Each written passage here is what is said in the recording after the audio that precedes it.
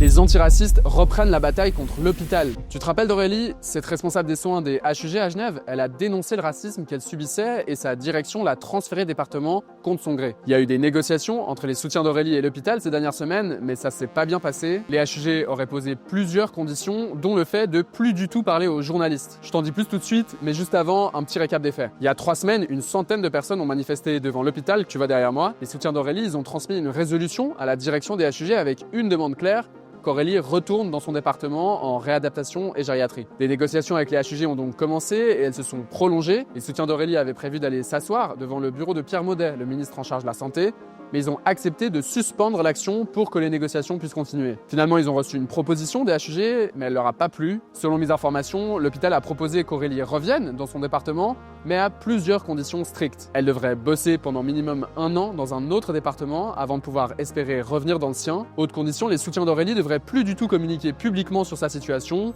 En gros, l'hôpital préfère le silence à la transparence et préférait pas que les journalistes parlent de cette histoire. Et finalement, les HUG ont promis de réintégrer Aurélie dans son département à condition de pouvoir garantir un environnement de travail qui protège sa santé et sa personnalité. Traduction, ils se gardent la possibilité de dire « Désolé, mais finalement, on peut pas vous réintégrer parce que l'atmosphère de travail n'est pas assez bonne ». Pour rappel, c'est déjà ce qu'ils ont fait pour justifier le transfert d'Aurélie. Selon l'hôpital, c'était la seule manière de protéger sa personnalité face à un climat d'accusation délétère. Bon, les soutiens d'Aurélie sont pas du tout d'accord avec ces conditions. Ils relancent donc la mobilisation contre l'hôpital. Par exemple, ils reprogramment l'action de sit-in devant le bureau de Pierre Maudet pour le 10 février dès 16h et ils invitent tout le monde à participer à une cagnotte pour payer les frais d'avocat. Comment réagissent les HUG? Je les ai appelés pour leur donner la parole et la possibilité de réagir, mais ils n'étaient pas en mesure de répondre dans le détail aujourd'hui, mardi 27 janvier. Dernière info avant de finir, ça bouge aussi maintenant en politique. En fin de semaine passée, un député socialiste, Sylvain Thévaux, a déposé une motion au Parlement cantonal. Il demande en gros la même chose que les soutiens d'Aurélie et le Parlement a accepté de mettre la motion à l'ordre du jour. J'ai demandé à Sylvain Thévaux ce que ça va changer concrètement. Voilà sa réponse.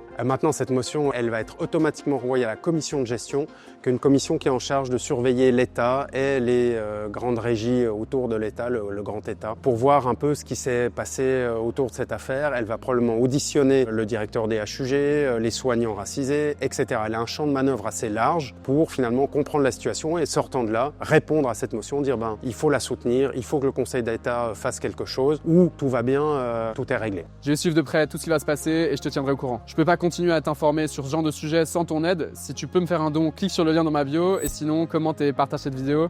Merci et à la prochaine.